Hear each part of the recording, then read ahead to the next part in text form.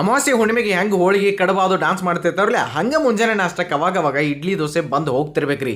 ಇವತ್ತಿನ ಬೆಳೆದಾಗ್ರಿ ನೀವು ಆ ಮಿನಿ ಇಡ್ಲಿ ಅಥವಾ ಬಟನ್ ಇಡ್ಲಿಯನ್ನು ನೋಡಕ್ರಿ, ಅದ್ರ ಜೊತೆ ಮಸ್ತ್ ಆಗಿರುವಂಥ ಪುಡಿನೂ ನೋಡಕ್ರಿ. ಏನು ಮಾಡ್ರಿ, ಒಂದು 3 ಕಪ್ಪಷ್ಟು ಇಡ್ಲಿ ಅಕ್ಕಿಯನ್ನು ನಾವಿಲ್ಲಿ ತೊಗೊಂಡಿದ್ದೀವಿ. ಅದಕ್ಕೆ ಒಂದು ಸ್ವಲ್ಪ 3/4 ಕಪ್ಪಷ್ಟು ಉದ್ದಿನ ಬೇಳೆನ ಅದ್ರ ಜೊತೆ ಹಾಕಿ ತೊಳೆದು ನೆನೆ ಹಾಕಿದೆವು. ನೀವು ಇಡ್ಲಿ ಅಕ್ಕಿ ಬದಲ ನಾರ್ಮಲ್ ಯಾವ್ದು ಬೇಕಾದ ಅಕ್ಕಿ ತೊಗೊಂಡ್ರು ನಡಿತೈತ್ರಿ. ಅವನ್ನ ಚಂದಂಗೆ ಒಂದು 4-5 ತಾಸು ನೆನೆಸಿದಾದ್ಮೇಲೆ ಏನು ಮಾಡ್ರಿ, ರಾತ್ರಿನ ಗರ್ರ ಅಂತೇಳಿ ಅನ್ನಿಸಿ ಇಟ್ಕೊಂಡ ಹಿಟ್ಟನ್ನು ಒಂದು ಪಾತ್ರದಾಗ ಹಾಕಿ ಇಟ್ಕೋರಿ. ಮರ್ದಿನ ಇಡ್ಲಿ ಮಾಡಕ್ರಿ ಮಸ್ತಾಗಿ ಬರ್ತಾವೆ. ಅದಕ್ಕೆ ನೋಡ್ಬೋದು ನೀವು ಹಿಟ್ಟು ಚೆನ್ನಾಗಿ ಉದಕ್ ಬಂದೈತಿ, ಮಸ್ತಾಗಿ ತಯಾರಾಗೈತಿ. ಇದರಿಂದ ನಾವು ಈ ಒಂದು ಮಿನಿ ಇಡ್ಲಿ ಅಥವಾ ಬಟನ್ ಇಡ್ಲಿಯನ್ನು ಮಾಡೋರಿ.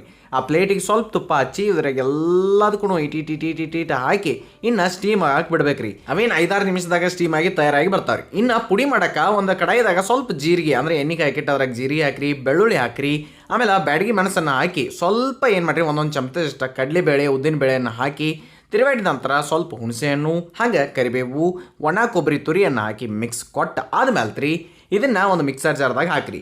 ಅದ್ರೊಳಗೆ ನೆಕ್ಸ್ಟ್ ಏನು ಮಾಡಿರಿ, ಸ್ವಲ್ಪ ಇಂಗು ಮತ್ತು ಒಂದಿಟ್ಟು ಬೆಲ್ಲದ ಪುಡಿ, ಅದಾದ ನಂತರ ರುಚಿಗೆ ತಕ್ಕಷ್ಟು ಉಪ್ಪನ್ನು ಹಾಕಿ ಗರ್ರ ಅಣಿಸಿದ್ರಿ ಅಂತಂದ್ರೆ ಈ ಒಂದು ಗೀ ಪುಡಿ ಇಡ್ಲಿ ಅಂತ ನೋಡ್ರಿ, ಅದು ಪುಡಿ ತಯಾರಾದ್ರಿ. ಇಲ್ಲಿ ಬಟನ್ ಇಡ್ಲಿನೂ ತಯಾರಾಗಿದ್ದಾವೆ. ಇನ್ನು ನಿಮಗೆ ಹೆಂಗೆ ಬೇಕೋ ನೀವು ಹಂಗೆ ಅದನ್ನು ಟೇಸ್ಟ್ ಮಾಡ್ಬೋದ್ರಿ. ಹಂಗಾದ್ರೆ ಫಾಲೋನು ಮಾಡಿಬಿಡ್ರಿ.